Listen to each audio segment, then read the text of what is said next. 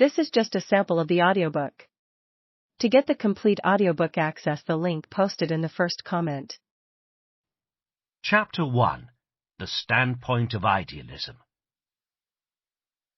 In boundless space, countless shining spheres, about each of which, and illuminated by its light, there revolve a dozen or so of smaller ones, hot at the core and covered with a hard, cold crust, upon whose surface there have been generated from a mouldy film beings which live and know. This is what presents itself to us in experience as the truth, the real, the world. Yet for a thinking being it is a precarious position to stand upon one of those numberless spheres, moving freely in boundless space without knowing whence or whither, and to be only one of innumerable similar beings who throng and press and toil, ceaselessly and quickly arising and passing away in time, which has no beginning and no end. Moreover, nothing permanent but matter alone, and the recurrence of the same varied organized forms, by means of certain ways and channels which are there once for all. All that empirical science can teach is only the more exact nature and law of these events.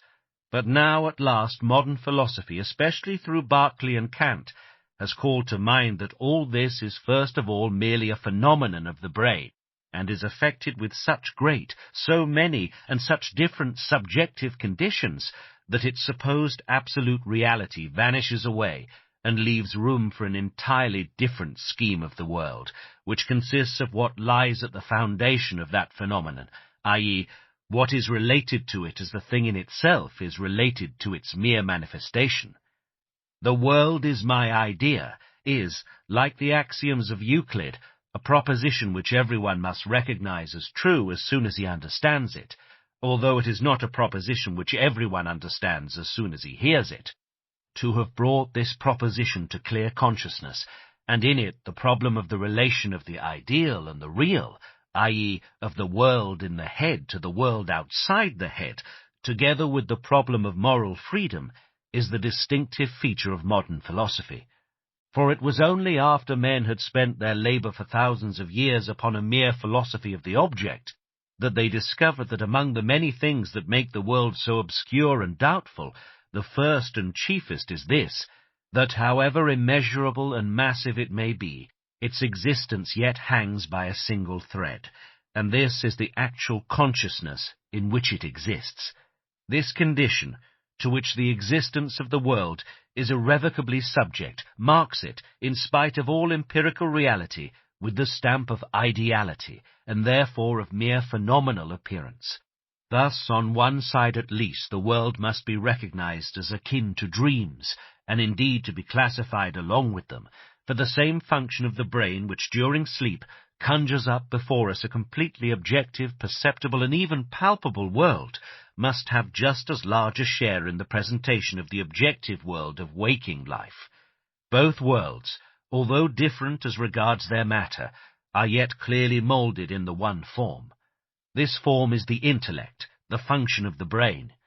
Descartes was probably the first who attained to the degree of reflection which this fundamental truth demands, and consequently he made it the starting point of his philosophy, though provisionally only in the form of a sceptical doubt. When he took his cogito ergo sum, I think, therefore I am, as alone certain, and provisionally regarded the existence of the world as problematical, he really discovered the essential and only right starting point of all philosophy, and at the same time its true foundation. This foundation is essentially and inevitably the subjective, the individual consciousness, for this alone is and remains immediate. Everything else, whatever it may be, is mediated and conditioned through it, and is therefore dependent upon it. Therefore modern philosophy is rightly regarded as starting with Descartes, who was the father of it. Not long afterwards, Berkeley followed the same path further, and attained to idealism proper, i.e. to the knowledge that the world which is extended in space, thus the objective material world in general, exists as such simply and solely in our idea, and that it is false and indeed absurd to attribute to it, as such, an existence apart from all idea and independent of the knowing subject. thus to assume matter as something absolute and possessed of real being in itself. But his correct and profound insight into this truth really constitutes Berkeley's whole philosophy. In it, he had exhausted himself.